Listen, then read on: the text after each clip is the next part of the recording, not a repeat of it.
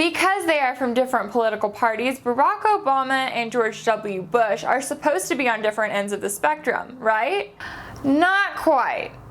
Do you remember when Hurricane Katrina hit Louisiana in 2005? Over 1,200 people lost their lives, and the property damage was estimated at $108 billion. Then President Bush was heavily criticized for his lack of response as he stayed on vacation while thousands of Americans endured unthinkable conditions. So when massive flooding killed 13 people and damaged over 60,000 homes in Louisiana last week, and Obama responded by staying on vacation with his family at Martha's Vineyard, it reminded a lot of people of Bush's response. A response that Obama criticized heavily when he was a senator in Illinois. Indeed, if there's any bright light that's come out of this disaster, it's the degree to which ordinary Americans have responded with speed and determination, even as their government has responded with what I consider to be unconscionable ineptitude.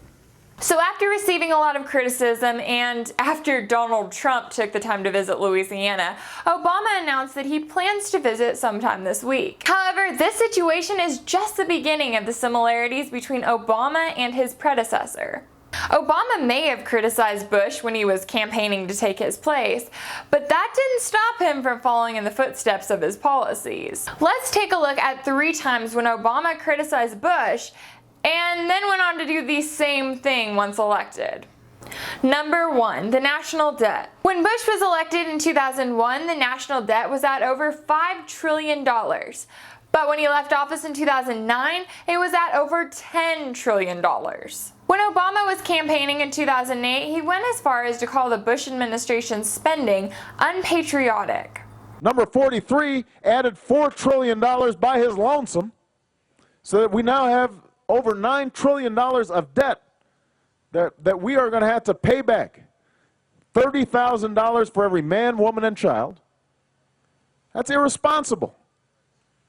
It's unpatriotic. But what did Obama do when it was his turn to be president? Oh, he outdid Bush by adding more to the national debt in a shorter time span than any president before him, with $4 trillion in just 4 years. As Obama's own 8-year term comes to a close, the country's national debt stands at over $19 trillion. Number 2, mass surveillance. You know, it seems almost comical to think of Obama rallying against mass surveillance now, but when he was campaigning to take Bush's place, he was all about pointing out the importance of constitutionally protected civil liberties. This administration acts like violating civil liberties is the way to enhance our security. It is not. There are no shortcuts to protecting America. Yet, since his election, Obama has done nothing to ensure that these civil liberties stay intact. Instead, Bush's Patriot Act was replaced by Obama's USA Freedom Act. And the whistleblower who told the world that the US government was wiretapping innocent Americans, well, he's wanted on espionage charges. Number 3, foreign policy.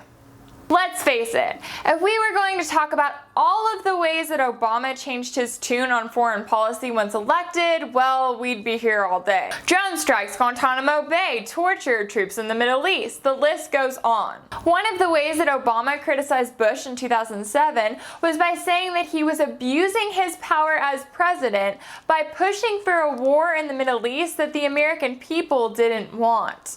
I think that there are going to be some significant institutional issues in terms of how do we constrain a president who is pursuing what the vast majority of not only the American people but also experts and military observers consider to be a wrong-headed policy. Yet, here we are, 9 years later, and we have another president who has consistently pushed foreign policies that have only led to more war.